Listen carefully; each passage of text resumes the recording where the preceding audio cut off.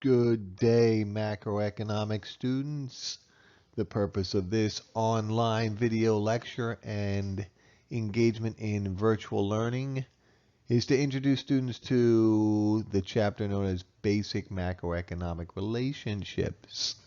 So, what are the major areas of study or concentration in this chapter? They include the following. Well, definitely the first idea here, basic macroeconomic relationships, the relationship between disposable income, consumption, and savings. Under that umbrella, we will definitely investigate two ideas, one called the average propensity to consume and average propensity to save, and then the marginal propensity to consume and marginal propensity to save. We will look briefly at what's called the Keynesian model of the macroeconomy. Sometimes they'll call it the Keynesian cross. So those are our first area of study. Our second area of study is going to be related to the marginal propensity to consume and marginal propensity to save. It's called the multiplier. We'll talk about the multiplier in some detail. We will look at the theory of the multiplier on this lecture, and students will also receive information about the practical application of the multiplier so we can compare theory versus reality. Finally, we will look at what's called the investment demand curve.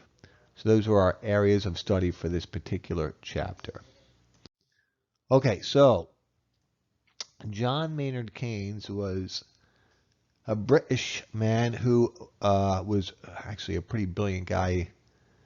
Was just a mathematician, an economist, multi-talented, multifaceted, interesting person. But his principal contributions to our field of study were his identification of the relationship between the amount of spending in the economy and the amount of income in the economy.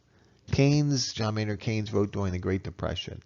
So these are the basic macroeconomic relationships, and they seem pretty simplistic, but they're extremely important to talk about and identify, right? This relationship between income, consumption, and savings. So DI is disposable income. So for an individual, okay, you make $67,283, but your take-home pay is 50 grand, right? Or, for the entire nation, let's assume that GDP for 2019 was $21 trillion.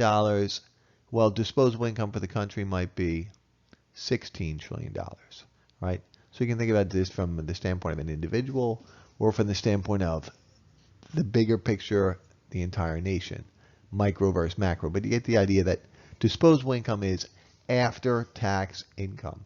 Now, this is an extremely important number because disposable income is the money we have to spend, right? So think of this as disposable income is spending power, and therefore spending power, right, represents economic activity in the future.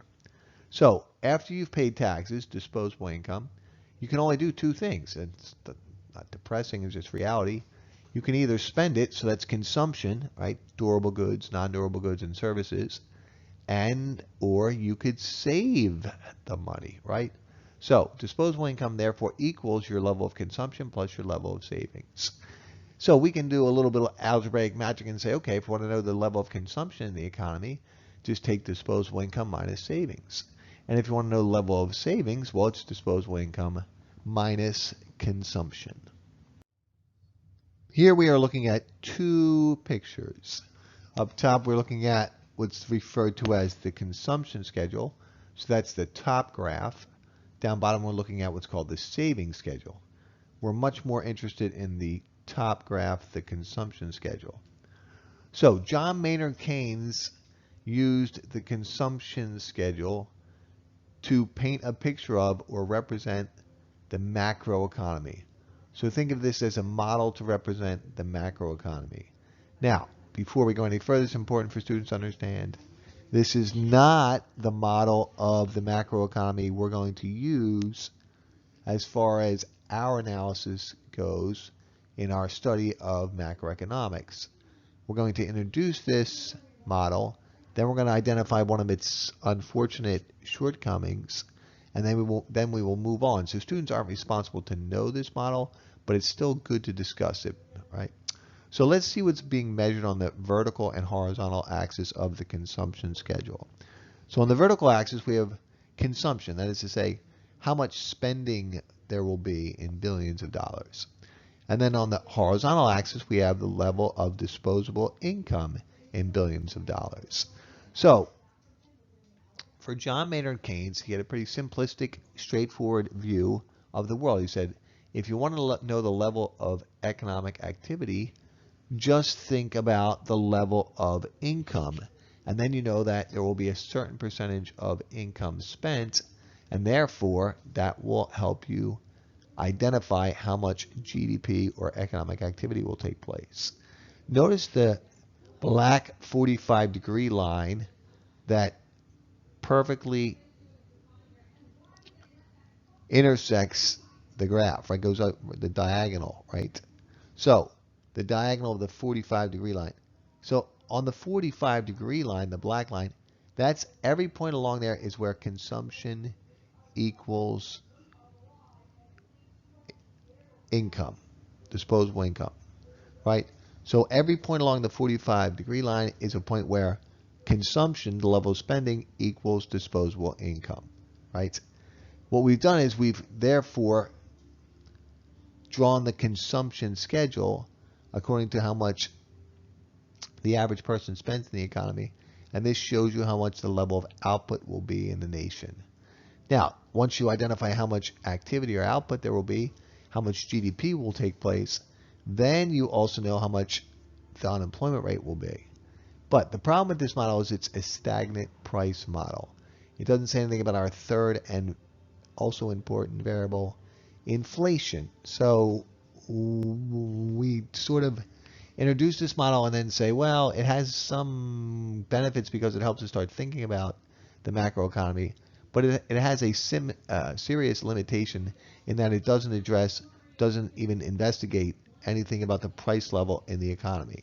Therefore, we introduce it and we move on. So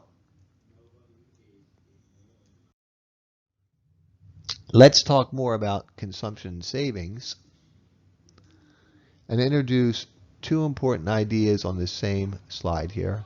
The average propensity to consume and the average propensity to save. So if you look down bottom at the formulas here, it says, okay, the average propensity to consume is calculated by taking consumption over income. Now we will use some numbers to clarify this idea on the next slide, but it's a pretty straightforward mathematical equation. To calculate the average propensity to consume, you simply take consumption over income. Average propensity to save, therefore, is savings over income.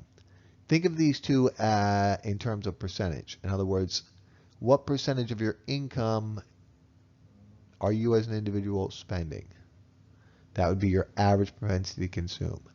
But because this is macroeconomics, we're interested on the average. In other words, if there are 330 million Americans, on average, what percentage of income, of the disposable income generated, does the average American spend, right?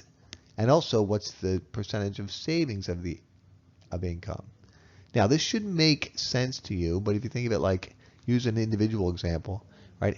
If I were to spend 95% of my disposable income, well, by default, I'm saving 5% of my income. In other words, if I'm spending 95%, the only thing I can do with my other 5% is save it. We already identified that relationship on a previous slide. Disposable income equals consumption plus savings.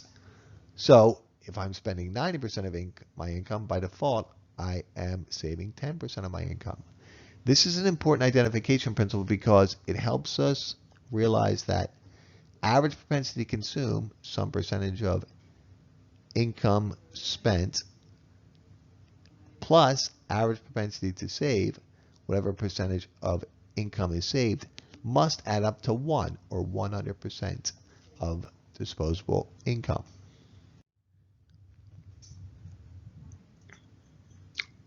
Here's both a micro and macro example of average propensity to consume and save.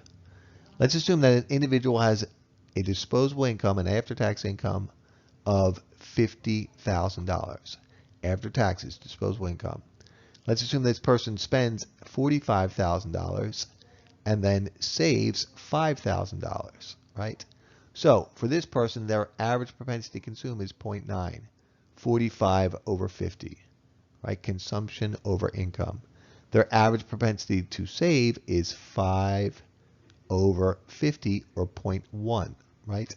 So what we're saying here is this person spends 90% of their income and saves 10% of their income. All right, again, to calculate average propensity to consume, it's level of consumption, 45K, over income, 50K. Our average propensity to save, level of savings, 5K, over income, 50K. Notice 0.9 and 0.1 add up to 1, or 100% of the income. On a more macro scale, let's use some numbers to explain the same idea. So let's assume that the economy creates $10 trillion worth of disposable income. That's where the 10T comes from there. All right. So we take GDP, right? GDP, and we say, all right, GDP for the country was 13 trillion, but when it's all said and done, $10 trillion ended up as disposable income for citizens in the United States. So disposable income is 10 trillion. Let's just say that collectively Americans spent $9 trillion. And collectively Americans spent $1 trillion. Now you know how an average works. Some Americans spent all of their disposable income. Some Americans spent less than 90% of their income. That's what we mean by the idea of an average propensity to consume. So on average, the average American spent 90% of their income in this economy, right? And the average American saved 10% of their income, right? Now here's a good question. Is it possible to spend more than your disposable income? We call that dis-savings. So if you were the individual on the previous slide and you made $50,000 disposable income and you spent 52 by borrowing using something like a credit card, it is possible, not a wise idea, but it is possible to spend more than your current level of income. But you get the idea here of average propensity to consume and average propensity to save. So what we're saying here is that on average, Americans spend 90% of their income in this year and save 10% of their income. Here are some global perspective comparisons, right? So in the United States, the actual average propensity to consume is about 96%, which also means we have about a 4% savings rate. The savings rate has actually increased more recently, so it's 2020. Savings rate strengthened a bit over the last few years, but on average, Americans save about 4% of their income, right? If you look and say, oh, in Canada, it's a pretty similar situation. United Kingdom, close, right? Look at France, man. People in France are big savers. They save about 17% of their income because their average propensity to consume is 83%. So this shows you the average propensity to consume for a group of countries. By default, you can easily calculate the savings rate by saying, okay, for Germany, if they spend 0.896 or almost 90% of their income, their average propensity to save must be 10%. Now, things change in the world. We've already talked about the idea of marginal thinking. Anything in economics related to marginal thinking means change in the status quo. So notice our new terms here: marginal propensity to consume and marginal propensity to save. These formulas look similar, but notice the word change in both the numerator and denominator. So what does this term mean, marginal propensity to consume? All right, given a certain change in income, how much of the additional income does that individual or does the group spend? So it's change in consumption over change in income. Likewise, to calculate marginal propensity to save, change in savings over change in income. Some numbers will definitely help to clarify these principles as we move forward. Let's use an individual example first. So let's assume we're still talking about that individual who last year made $50,000 in disposable income. The disposable income was $50,000.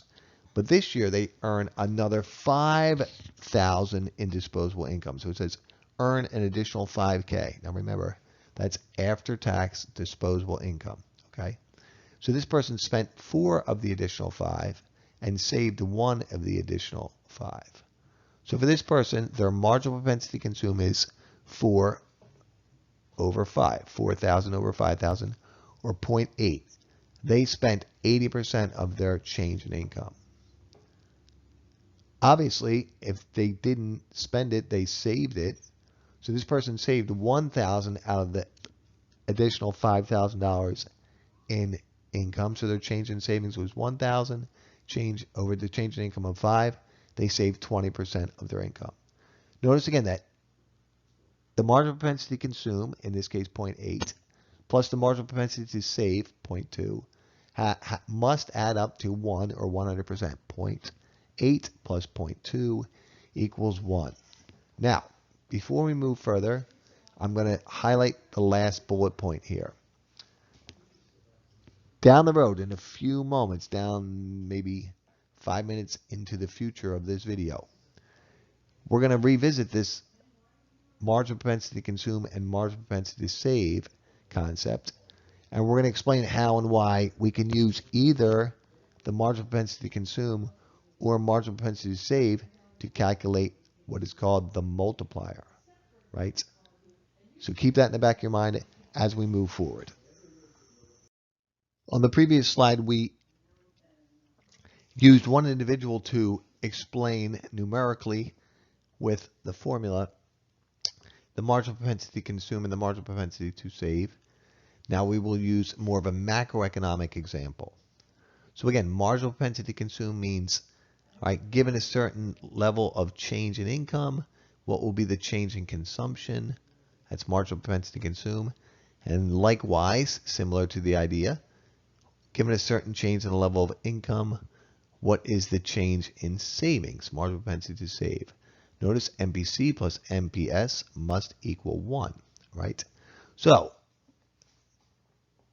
our economy was generating $10 trillion worth of disposable income. Let's assume this year the economy generates an additional $1 trillion of disposable income. First idea there, we earn an additional $1 trillion. That's $1 trillion of after-tax disposable income, right? Let's assume that collectively Americans spent 800 billion of the 1 trillion and saved 200 billion of the 1 trillion. Therefore, when we look at the entire behavior of all income earners, the marginal propensity to consume is 8 over 10. 8 billion over 1 trillion, right? 8 over 10 or 0.8. That is to say, on average, Americans spent 80% of their additional income, their change in income. Therefore, Americans saved 20%. The marginal propensity to consume, 2 over 10. 200 billion over 1 trillion equals 0.2. Notice again that 0.8 plus 0.2 must equal 1. So of the $1 trillion in additional income, 80% was spent, 20% was saved. All right, I'm going to highlight this point down bottom again. Next slide, we're going to introduce the idea or the concept of what's called the multiplier. Now we will use, or we can use, either the marginal propensity to consume or the marginal propensity to save to calculate the size of the multiplier. The first third of this video was dedicated to introducing students to the idea of macroeconomic relationships, specifically the relationship between disposable income, consumption, and savings, and then discussing in more detail the principles or the concepts of the average propensity to consume and marginal propensity to consume. We briefly took a look at the Keynesian model of the macroeconomy, the expenditures model, which we will not be using in the future, but it's a good model to at least get us thinking about the relationship between, on the large scale, in a macro sense, the relationship between income and output in the country. So we're going to take all those principles and we're going to now use those principles, especially the relationship between change in income and change in consumption or savings, the idea of the marginal propensity to consume and marginal propensity to save.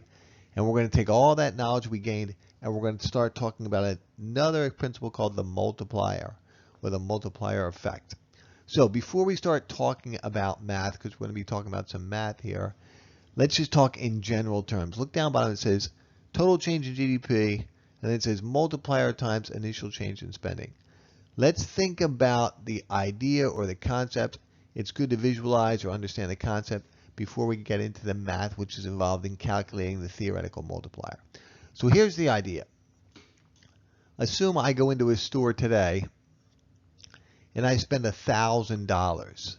Well, we know that there's two ways to add up GDP. You can either add up all the money that's spent on final goods and services, the expenditures approach, or the income generated from those same goods and services. So there's $1,000 worth of economic activity which has just taken place when I spend $1,000 at a store. But the multiplier effect suggests that the initial change in spending creates a snowball effect. In other words, that is not the end of the story, that's only the beginning of the story when it comes to how the overall output or GDP of the country is impacted by an initial change in spending.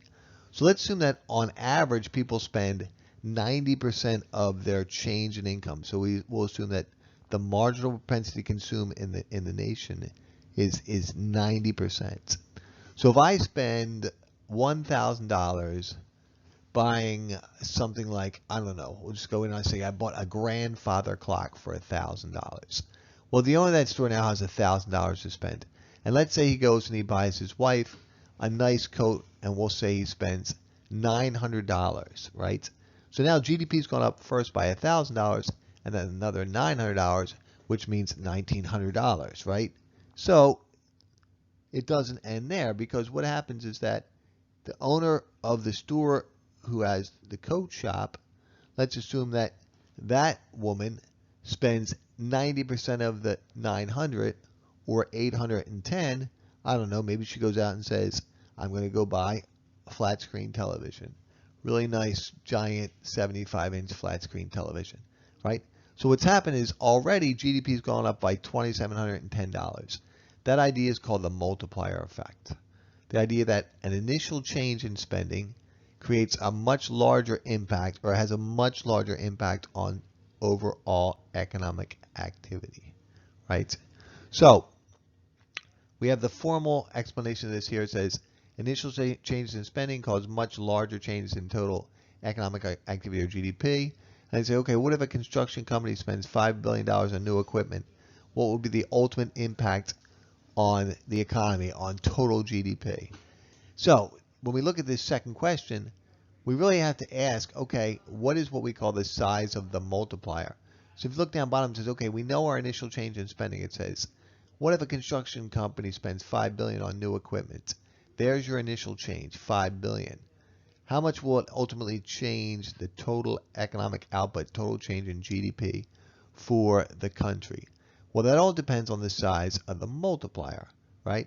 Now, here's the most important idea. The numeric determination of the multiplier, or the size of the multiplier, completely depends on the marginal propensity to consume within that country, right? So what is marginal propensity to consume again? It measures what? What percentage of change in income the average person spends, right? Now, of course, whatever they don't spend, they save. So an alternative method of calculating the multiplier would also be to look at the marginal propensity to save. But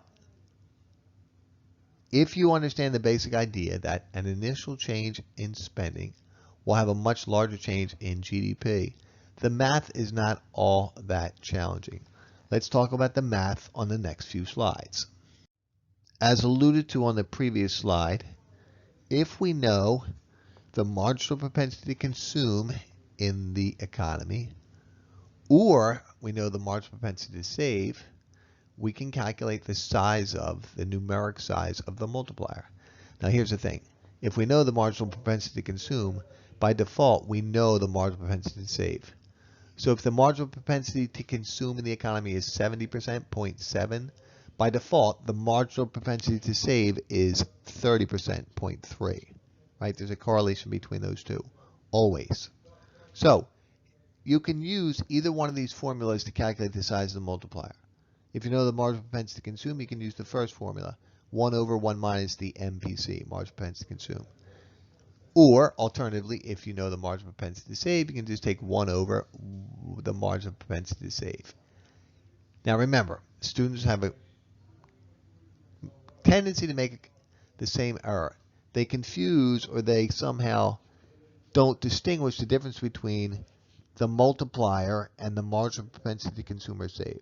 I think it's because both of them begin with M, but remember, the multiplier is a completely separate concept.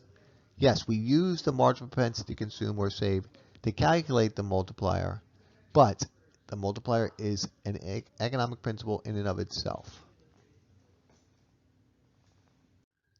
Now that students have an idea of how the multiplier is calculated using either the marginal propensity to consume or the marginal propensity to save, let's revisit that question that we introduced 2 slides back, which said, if a construction company spends $5 billion on new equipment, what will be the ultimate impact on GDP? First, look up top. It says in column 2 and column 3, it says MPC equals 0.75, MPS equals 0.25. This is extremely important information because we can use either the marginal propensity to consume or the marginal propensity to save to calculate the size of the multiplier. But let's assume for a moment that we didn't know the size of the multiplier and we just went through this in a tedious mathematical fashion where we calculated each round of additional spending. So it shows you here that says, okay, that construction company spent $5 billion. So first, there's an increase in GDP by $5 billion. Now notice in column 1 it says change in income. And you might say, well, hold on the formula it said initial change in spending. But remember, when we introduced GDP can either be measured by adding up all the money that's spent on final goods and services, so expenditures, or the income that is generated from producing those same goods and services. So we can either say an initial change in spending or an initial change in income because there's two sides of the same coin. So first, GDP goes up by $5 billion because that construction company spent the money on equipment. Let's assume that the next round of spending is 75% of the original $5 billion. So GDP goes up first by $5 billion, and then it goes up by another $3.75 billion, and then so on, and then so on, and then so on. You can see all these third, fourth, fifth rounds until we add up all the other rounds, and we finally calculate that the $5 billion increase in investment spending, the $5 billion in equipment spending by the construction company, ultimately increased GDP by $20 billion. Now, it would take forever for you to calculate that outcome using this step-by-step process. Much easier to use the multiplier. Look at column 2 and remember the formula from the previous slide. To calculate the size of the multiplier, we can take 1 over 1 minus the MPC. So 1 over 1 minus 0.75 is 1 over 0.25. 1 divided by 0.25 is what? 4, right? So the initial change in spending was $5 billion. The multiplier is 4. 4 times 5. The total impact, or the cumulative effect of all rounds of spending after calculating the multiplier impact or effect, is $20 billion on GDP. Now quickly look at column 3. We could have simply used the other formula to calculate the size of the multiplier. 1 over the marginal propensity to save.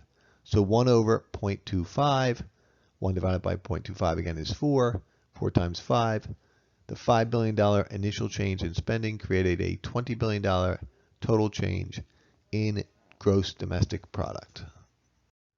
One thing I have learned from teaching macroeconomics for several years is that, generally speaking, students aren't too fond of math or formulas. So let's assume you are one of those students who don't like math and you don't like formulas. So for those of you who are dorky like me and you like math and formulas, good. For those of you who don't, great.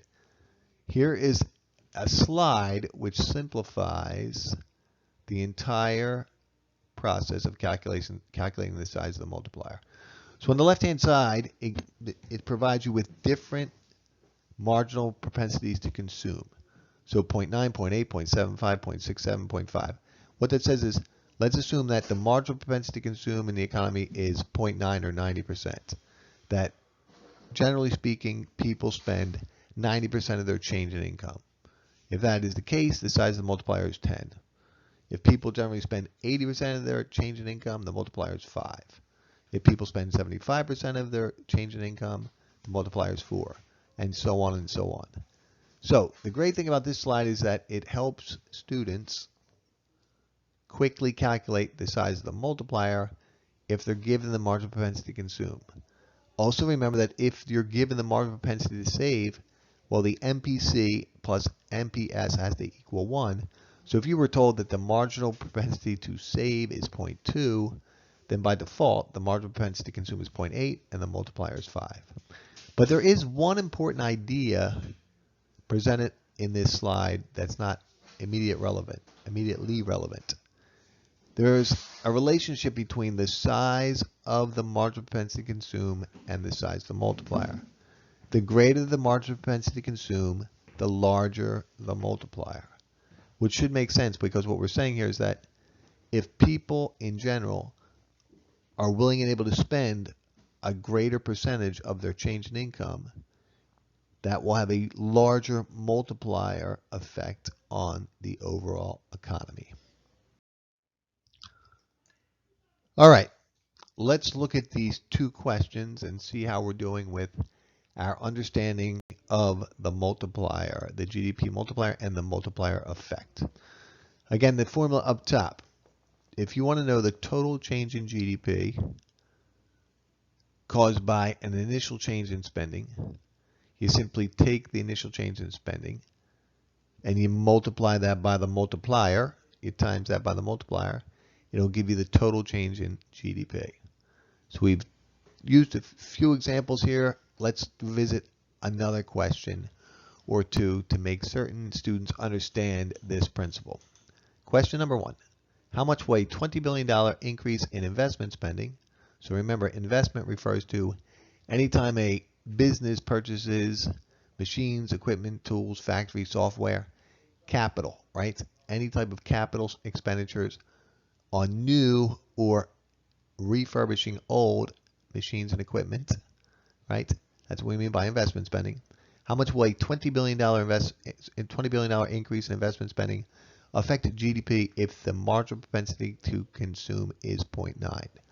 Well, from the previous slide and then from the formula we visited 2 slides back, we can determine that if the marginal propensity to consume in the economy is 0.9, then the multiplier is, if you're thinking 10, you are correct. So that's our multiplier in the equation, 10, times our initial change in spending, 20, right? So 10 times 20, there would be a $200 billion total increase in GDP if one company spends $20 billion and the size of the multiplier is 10 because the marginal propensity to consume is 0.9. Next question says, okay, the marginal propensity to consume is 0.8. The government wants to increase GDP by a total of $400 billion. How much government spending is necessary to achieve the desired effect on the economy? So this is a good question. When the government gets involved with the economy by either lowering taxes or increasing government spending, we refer to this as fiscal policy, aka fiscal stimulus, expansionary fiscal policy. The government's trying to increase overall economic activity.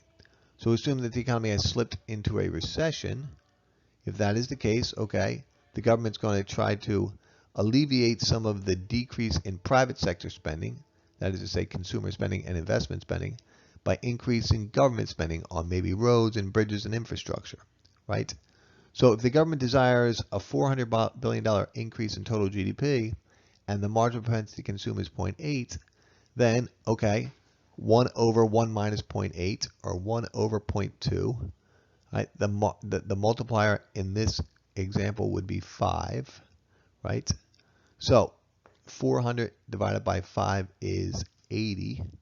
So $80 billion. If the government spends $80 billion and the multiplier is 5, there will be roughly a $400 billion increase in economic activity in total gross domestic product.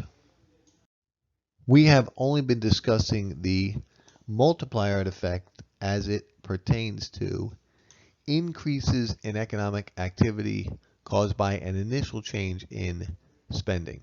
However, this idea or this principle has its economic heritage all the way back to John Maynard Keynes, the Keynesian theory of government intervention to alleviate a severe or significant economic downturn, such as the Great Depression. John Maynard Keynes was an economist who did most of his work, and the large percentage of his economic contributions relate to Depression-era economics. So, there's this humorist, Arch Butchwald.